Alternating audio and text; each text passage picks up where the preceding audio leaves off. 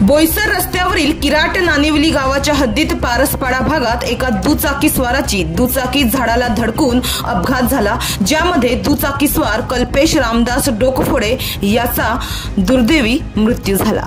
ही दुर्घटना 23 फेब्रुवारी रोजी रविवारी पहाटे 5:30 वाजण्याच्या सुमारास घडली। या अपघातात दुचाकीस्वार कल्पेश रामदास डोकफोडे वय वर्ष 25 याचा मृत्यू झाला। तो डहाणू तालुक्यातील वेती गावठणपाड्याचा रहिवासी होता।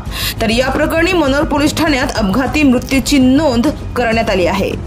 तर या अपघाताप्रकरणी मिळालेल्या माहितीनुसार कल्पेश डोकफोडे हा शनिवारी 22 तारखेला रात्री 8 वाजण्याच्या सुमारास त्याचा मेहुणा रुपेश यशवंत कांबळी याची दुचाकी घेऊन बोईसर पूर्वेकडील पडघा येथे त्याच्या सासरवाडीला गेला होता। बोईसर पडघा येथे सासरवाडीला रात्रभर थांबून रविवारी पहाटे 4 वाजण्याच्या सुमारास दुचाकीने तो आपल्या घरी डहाणू तालुक्यातील वेती गावठणपाड्याकडे जाण्यासाठी निघाला होता।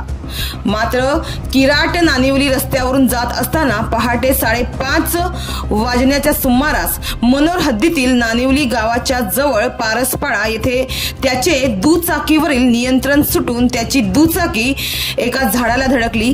यामध्ये गंभीर जखमी झालेल्या कल्पेशला मनोरच्या ग्रामीण रुग्णालयात दाखल करण्यात आले, मात्र तेथील डॉक्टरांनी त्याला तपासून मृत घोषित केले। तर या प्रकरणी मनोर पोलीस ठाण्यात अपघाती मृत्यूची नोंद करण्यात आली आहे।